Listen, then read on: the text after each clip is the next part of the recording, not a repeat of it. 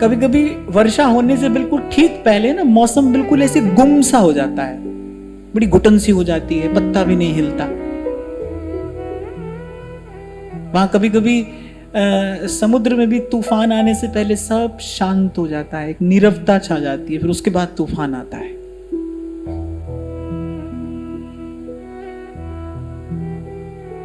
और फिर हमारे प्रभु का तो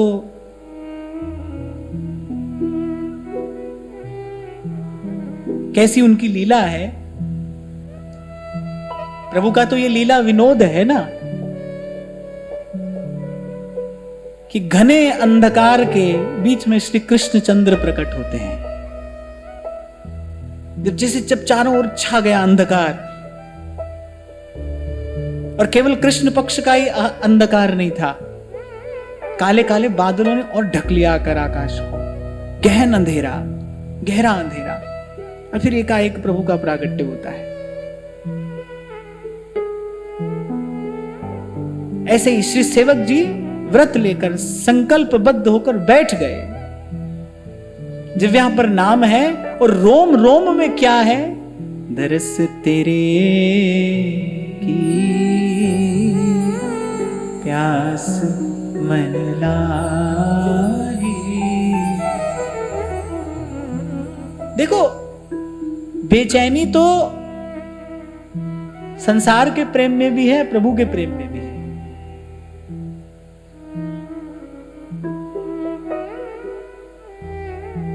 हाँ, बस ये है कि संसार के प्रेम में बेचैनी का कारण है भय, खो देने का भय, दूर हो जाने का भय।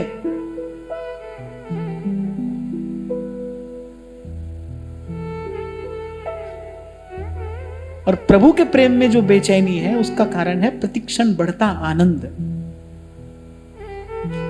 मन का धीरज खाली दुख में नहीं छूटता है, सुख में भी छूट जाता है। आपने सुना होगा कभी कभी कोई व्यक्ति प्रसन्नता नहीं झेल पाता है, कभी कभी कोई व्यक्ति प्रसन्नता नहीं झेल पाता है, बहुत प्रसन्नता हो जाए तो भी मन का धीरज छूट जाता है। ऐसी बेचैनी तो देखो संसार के प्रेम में भी है, वहां भी है।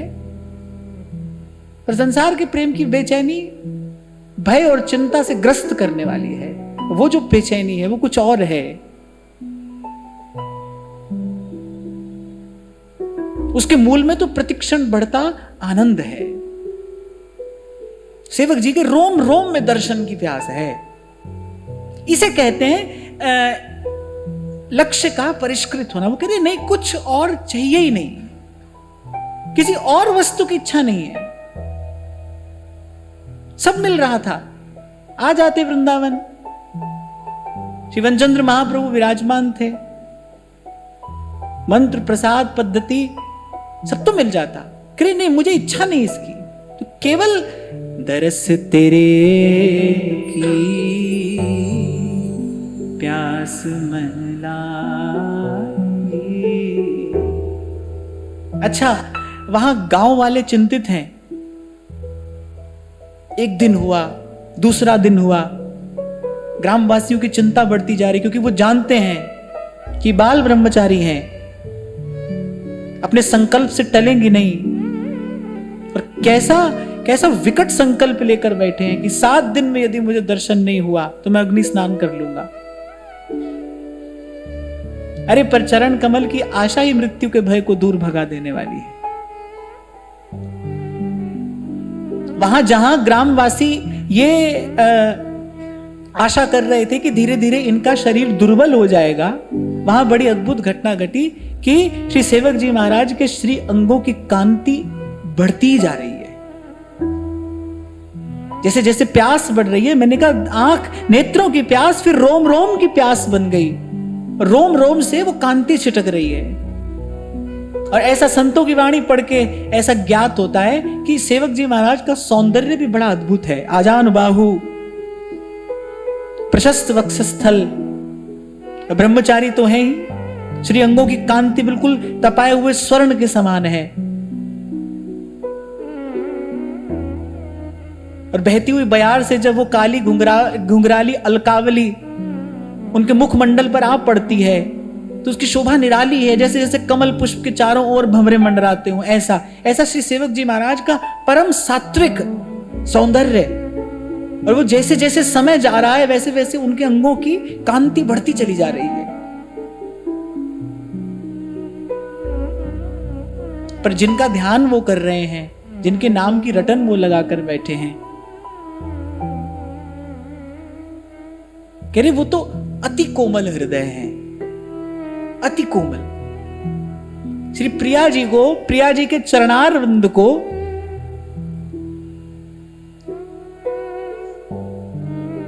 अपने हृदय पर विराजमान करने वाला कमल कैसा होगा? श्री महाप्रभु जी का हृदय कमल है, जहां श्री प्रिया जी के चरणारविंद अखंड रूप से विराजमान रहते हैं। कैसी उस कमल की कोमलता होगी, कैसी उस कमल की सुंदरता होगी, कैसी उस कमल की सुवास होगी, जिस कमल पर श्री प्रिया जी के चरणारविंद नित्य निरंतर अखंड विराजमान रहते हैं। ऐसा श्री महाप्रभु जी का हृदय। सेवक जी महाराज तो 7 दिन की बात कहकर बैठे थे, पर वहां तो केवल 3 ही दिन में, तीसरा दिन, और सेवक जी को ऐसे लगा कि जैसे जैसे मुझे नींद आ रही है। वो बार बार अपने आप को तंद्रा से जगाने का प्रयास कर रहे हैं। पर क्या देखते हैं कि आंख बंद करते हैं या आंख खोलते हैं, दृश्य एक सा है। कल कल करके बहती हुई श्री यमुना जी हैं। देखत नव निकुंज सुन सजनी लागत है अति चारु, और माधविका केतकी लतालय रचो मदन आगारू। अति कमनीय विराजत मंदिर नवल निकुंज, और सेवत सगन प्रीति जुत दिन मीन ध्वज पुंज। रसिक राशि जहां खेलत श्यामा श्याम किशोर, और चहु और राधा कराव चित पल्लव वल्लरी के। राधा पदांक विलसन मधुर स्थली के। राधा यशो मुखर मत्त खगावली के। राधा विहार विपिने रमतामन। निगम ब्रह्म परसत नहीं जो रस सबते दूर। रस वैभव श्री सेवक जी के नेत्रों के सामने प्रत्यक्ष होने लगा। और सेवक जी महाराज को दर्शन की आशा किसके है? प्रियालाल की नहीं, उस दिव्य नित्य वृंदावन की नहीं, वो तो आचार्य चरण का दर्शन करना चाहते हैं। और बस थोड़ी देर में क्या देखते हैं, उन सुंदर सघन कमनीय कुंजों से एक ज्योति पुंज निकलता आ रहा है। और जैसे श्री सेवक जी के निकट आए, सेवक जी क्या देखते हैं? सुंदर ग्रीव उरसी वनमालम, चारु अंश वर बाहु विशालम। उदर सुनाभि चारु कटि देशम, चारु जानु शुभ चरण सुवेश। शुभ चरण सुवेश मत गजवर गति, पर उपकार देह धरणम।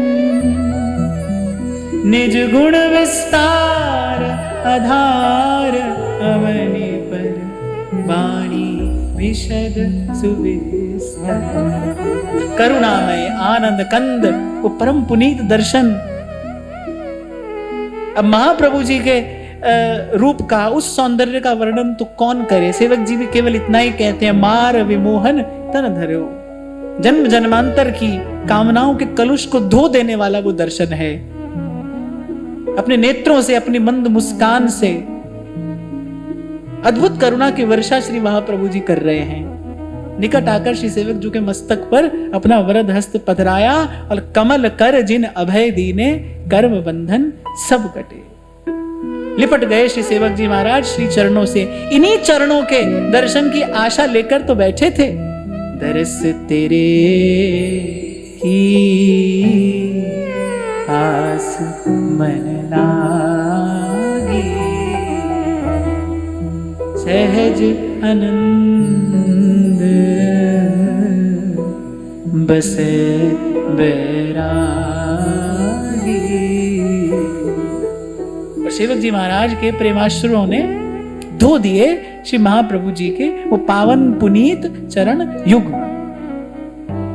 महाप्रभु बार बार उठाना चाह रहे हैं, पर सेवक जी महाराज चरण नहीं छोड़ते। हट करके श्री महाप्रभु जी ने उठाया, श्री सेवक जी महाराज को हृदय से लगाया। कि बोलो वत्स क्या चाहते हो। और श्री सेवक जी महाराज गदगद स्वर है, ठीक से दर्शन हो नहीं रहा, अश्रुओं की बाढ़ आई है नेत्रों में। और जब महाप्रभु जी ने पूछा कि बोलो वत्स क्या चाहते हो, मन प्राणों को झनकृत कर देने वाला स्वर जब कान में पड़ा, फिर तो धैर्य का बांध टूट गया। सेवक जी महाराज केवल इतना ही कह पाए कि इस दर्शन के बाद भी कुछ पाना शेष रह जाता है क्या? इस दर्शन के बाद भी कुछ और पाना शेष रह जाता है? और मानो श्री महाप्रभु भी मन ही मन जानते तो हैं कि हाँ, इस दर्शन के बाद कुछ और पाना शेष नहीं है। पर फिर भी तुमसे पूछता हूं कि कुछ और इच्छा है? सेवक जी महाराज मौन, कुछ इच्छा नहीं है। अरे सारी इच्छाएं तो आपके दर्शन की इच्छा से ही पूरी हो गई थी, दर्शन के बाद इच्छा कैसे रहे? दर्शन के बाद कामना का कलुष कैसे रह सकता है? निकट बैठा कर श्री महाप्रभु जी ने पुनः अपना वरद हस्त मस्तक पर रखा,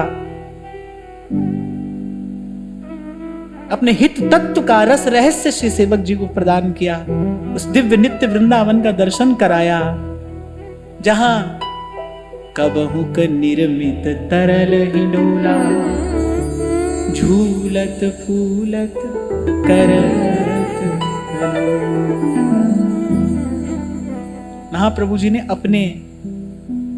अपने भाव नेत्र श्री सेवक जी को प्रदान किए, जिससे श्री सेवक जी देखते हैं। देखो माई सुंदरता की सीमा, ब्रजनव तरुणी कदम्ब नागरी, निरखी करत अधग्रीवा। देखो माई सुंदरता की सीमा। कैसे कैसे छवि ठाड़ी कर जोरे और गुण कला चौर डोरे, और द्युति से वह तन गोरे और रति वली जात है।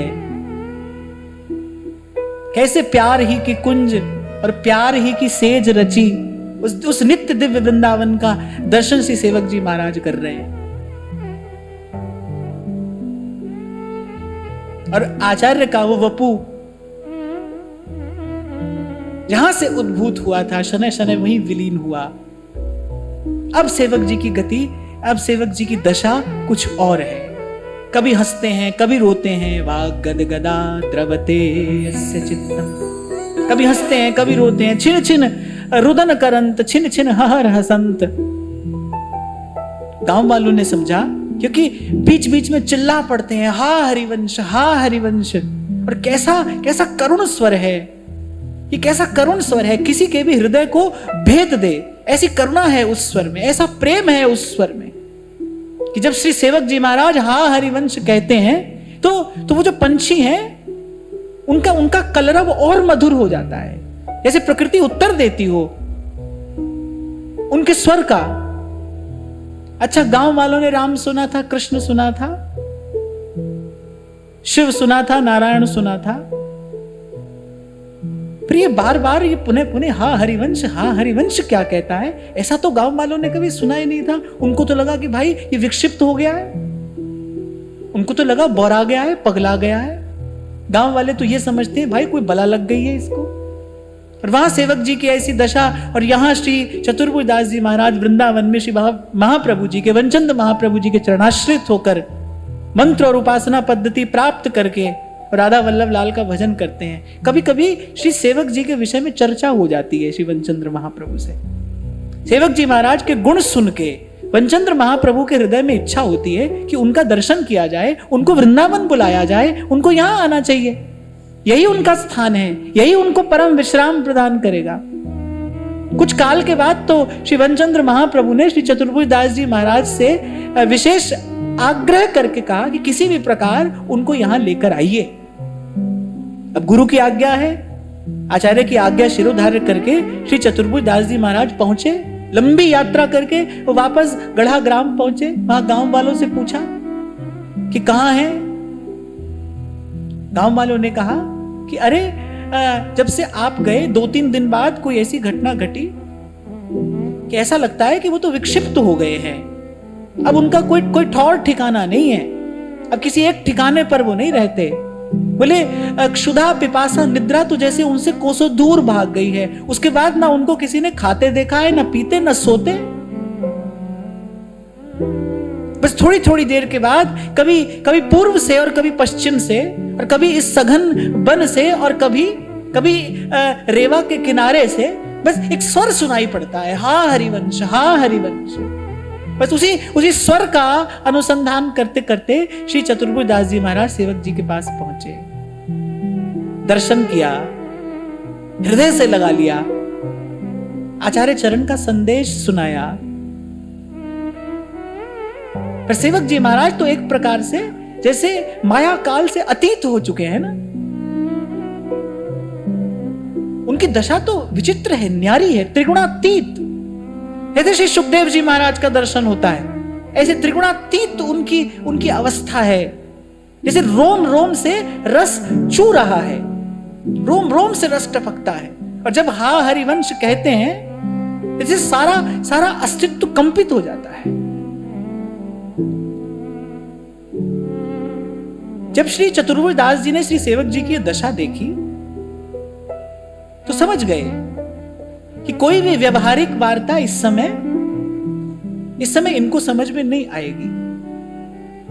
पुनः वापस वृंदावन पहुंचे और कहते कुछ काल के बाद, थोड़े से समय के बाद, संतों की एक मंडली के हाथ से श्री सेवक जी महाराज ने आचार्य कृपा से प्राप्त अपनी ये भेंट, ये श्री सेवक वाणी जो है वो वृंदावन की ओर भेजी। पर वहां वनचंद्र महाप्रभु के हृदय में हलचल बढ़ती जा रही है। कहते हैं ये ऐसी अद्भुत घटना घटी कि आचार्य के मन में श्री सेवक जी महाराज के दर्शन की लालसा है कि कौन सा ऐसा समय आए, कौन सी ऐसी घड़ी आए जब मैं उनका दर्शन करूं। कहते अब की बार विशेष आग्रह करके आचार्य चरण ने श्री चतुर्भुज दास जी महाराज को कहा कि हाथ पकड़कर उनको लिवा लाइए, कहिए जाकर उनसे कि हमारी इच्छा है, हमारी आज्ञा है, वो हमारी आज्ञा को अस्वीकार नहीं करेंगे। और कहते हैं अभी चतुर्भुज दास जी महाराज चले ही थे कि मार्ग में ही संतों के हाथ से सेवक वाणी का दर्शन हो गया। और जब आचार्य चरण को वो वाणी निवेदन की, आचार्य चरण का रोम रोम पुलकित। और कहते हैं कि श्री आचार्य चरण ने श्री सेवक जी महाराज के नाम एक पत्र लिखा। अभी महाराज जी वृंदावन शोध संस्थान ने उस पत्र को प्रकाशित किया है। वो पत्र आज भी जबलपुर में किसी एक व्यक्ति के यहाँ क्षत विक्षत अवस्था में सुरक्षित है। उसकी मूल प्रति के साथ में उस पत्र को उन्होंने प्रकाशित किया है कि वनचंद्र महाप्रभु ने कहा कि सब धर्मियों में आप सर्वोपरि भाग्यवान हैं। और वहां वनचंद्र महाप्रभु संकल्प कर लेते हैं कि जैसे ही श्री सेवक जी महाराज वृंदावन आएंगे, श्री जी का सब भंडार उन पर लुटा दूंगा।